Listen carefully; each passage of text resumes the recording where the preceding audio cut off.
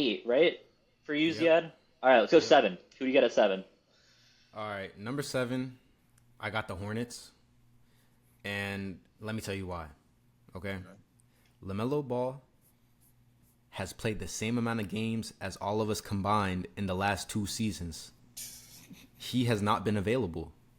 And when he has been available, like, yeah, he's a good player. He's a flashy player. It's fun to watch him, but what is his and I know the Hornets are not a good team. I know there's not a good team built around him. I know Miles Bridges, Nick Richards, all those guys they had, Mark Williams, all unavailable. I know all that, okay? But what impact have we really been seeing LaMelo Ball have on the Hornets in winning? Although they're not known for winning. It's the Hornets. What have we really seen from LaMelo to suggest, this is the direction the Hornets should go in? They got Brandon Miller. Obviously, he got injured as well. They have Khan. I really think he'll be a really, really great shooter in this league. I'm not really sure what his ceiling will be or how great of a player he could be, but I do see that, 3-and-D aspect of him going to be something that, the Hornets could really benefit off of. They have Liam McNeely, who I thought would have gone higher in the draft Yeah. just based off of what I saw, but I don't know if he's going to be a good NBA player.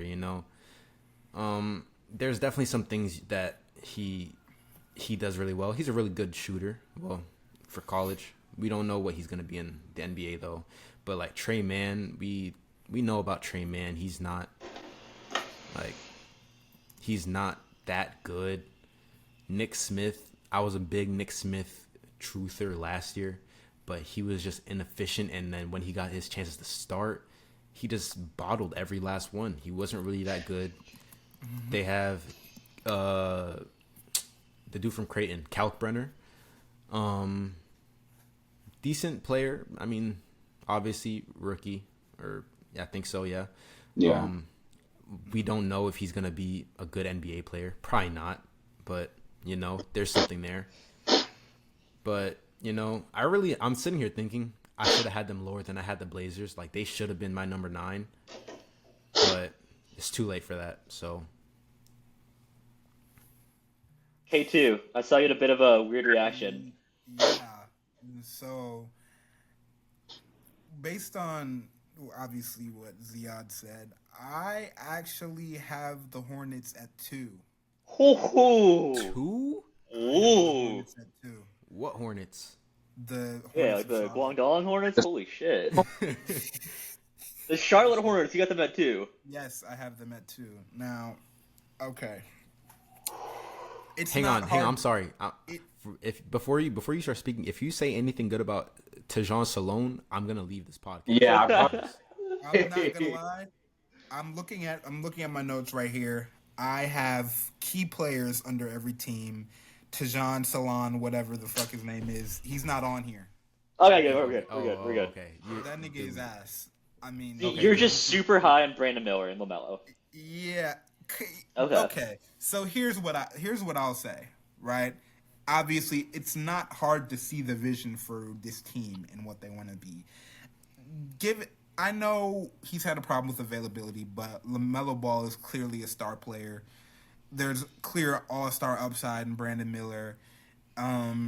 Their young core was already decent and fun to watch in the first place. I know fun to watch doesn't get you any playoff appearances, so you could say, "Oh, who cares?" But at the same time, with what they did in the draft and what they did in the offseason, team building moves, you get your Colin Sextons, your Yusuf Nurkic's, your Pat Connaughtons. Those are all great moves in terms of building bench depth. When I look at Knuppel, right? Very efficient player, very connective passer, led EYBL in scoring, and he's just a great scorer overall. He was a great scorer on an already stacked Duke team. And so when I see Knuppel, I'm looking at in my opinion, he looks very league ready to me. And I also feel the same about Kalkbrenner. Now, when a lot of people hear the word league ready, they assume, oh yeah, he's gonna be like that must mean you think like he's gonna be an all-star in his first whatever. Not really. Not really. I just think he's ready for the role that could already be made for him in the league, if that makes sense. When I look at Kalkbrenner, he shows me shades of kind of Luke Cornett, so that seems about the type of player that I hold him to standard wise. He looks ready for his spot though. When I watch his tape and when I look at his numbers, very versatile defensive big. And when I look at Liam McNeely, again, like Ziad said, he's not great. He isn't. I mean, but given the fact that he went so late in the first round, I feel like it's a decent return on value at least. Instead, like if he was higher in the first round, I don't know how I would feel about that pick. And obviously, situation means everything. But you know, he can shoot the ball decently. And then on top of that, you have Sion James. You know, fun fact, obviously played with yours truly on the high school Longhorns. You feel what I'm saying? But he was a good offensive initiator, again, on that stacked Duke team. You got 2 Duke Blue Devils on this team, played with Cooper Flagg. Everything kind of becomes easier when you're playing with a guy like Cooper Flagg, but even still then, he was good at in an offensive initiator role, decent shooter, decent passer, very valuable asset when it comes to bench depth. And so I don't think they're ready for playoff contention yet because, I mean, they haven't shown me that they are. LaMelo hasn't shown me that he could stay healthy. I'm still waiting for the leap on Brandon Miller. Obviously a great player, but still needs the leap. In order for me to say that this would be a playoff team, they would have to bring it all together. I feel like they're maybe 1 or 2 moves away. It just depends. But they have a lot of good pieces that I feel like they could build around or even trade. And you got guys like Trey Mann. I know Ziad is not very high on him, but he was on a 6th Man of the Year campaign last year, whether you like him or not. And so when you have all these guys and you put them together, it kind of gives you more creative freedom when talking about lineups and rotations and how you use certain guys and how well they mesh together. So I think, and also the fact that we've seen a lot of play from these guys in the Summer League. Obviously, they won the Summer League title. If you can show me that some of these guys can mesh well with each other, you could take the other guys that don't mesh well, you could trade them, and you would probably get a good return on the trade. You could probably even haul some guys off for maybe like a first round pick, couple first round picks.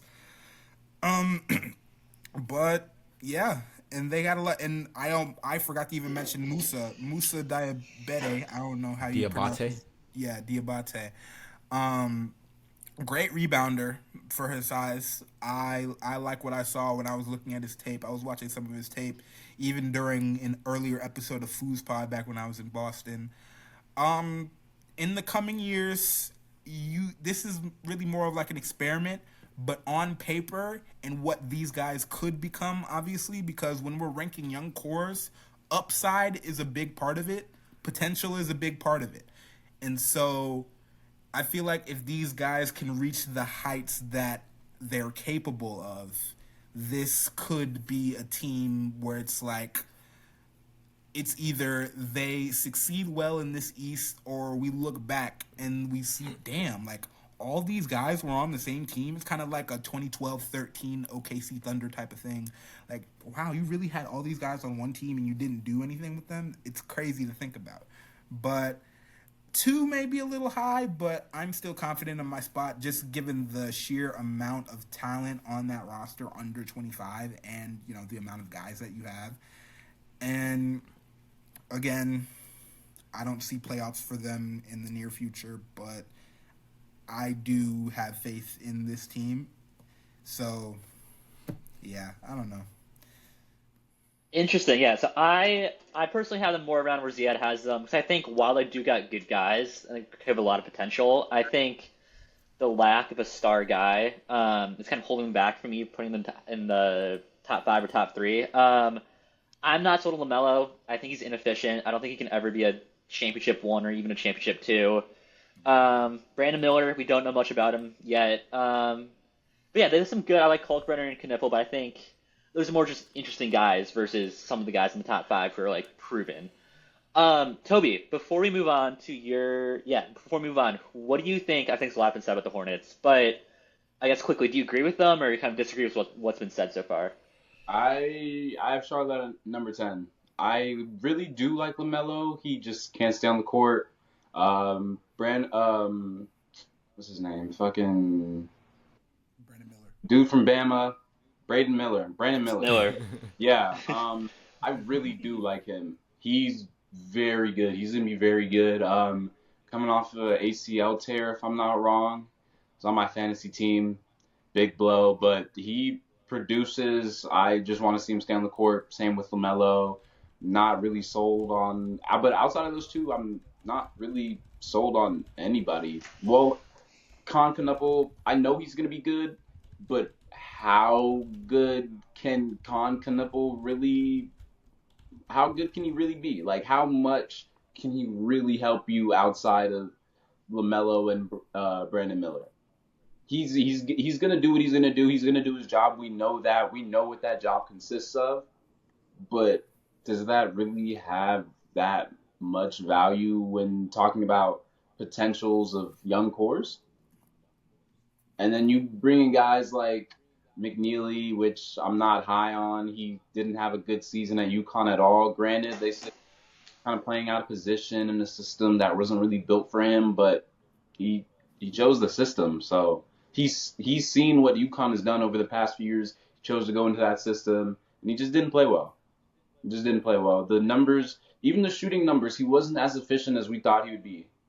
So I'm just not high on him. Kyle Brenner, I'm really not ever too high on guys with that type of archetype until I kind of see it more solidified in the league. A lot of those guys tend to be swing and miss prospects.